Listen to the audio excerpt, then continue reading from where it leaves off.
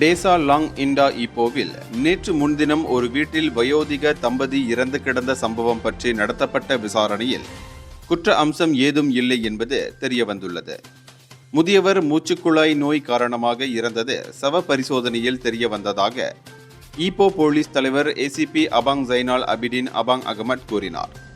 அதே சமயம் இவருடைய துணைவியார் முதுமை காரணமாக சுவாசப்பையில் இரத்த உறைவு காரணமாக இறந்திருப்பது தெரிய வருகிறது என்றும் அவர் சொன்னார். ஆகவே இந்த தம்பதியின் மரண சம்பவத்தை திடீர் மரணம் என போலீசார் பதிவு செய்துள்ளனர். 78 வயதுடைய முதியவருக்கு கடுமையான நோய் பாதிப்பு ஏதும் இல்லை என்று அவருடைய குடும்ப உறுப்பினர்கள் கூறியிருக்கின்றனர். இந்த முதியவரின் மனைவிக்கு 78 வயதாகிறது. கடந்த 5 ஆண்டுகளாக இவருக்கு பார்க்கின்சன் எனப்படும் நரம்பு தளர்ச்சி நோய் இருந்திருப்பது தெரிய வருகிறது. இவர்கள் இறந்து கிடந்த வீட்டில் எந்தவிதமான குற்ற அம்சமும் இல்லை, வீடு உடைக்கப்பட்டிருக்கவில்லை, மோதல் நடந்ததற்கான தடயமும் இல்லை என்று அவர் சொன்னார்.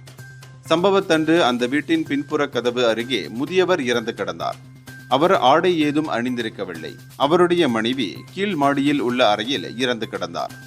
சம்பவத்தன்று காலை 9:45 மணியளவில் அங்கு வந்த மருத்துவ அதிகாரி அவ்விருவரும் இறந்துவிட்டதை உறுதி செய்தார். இந்தியர்களின் இதய குரல் மக்களோசை.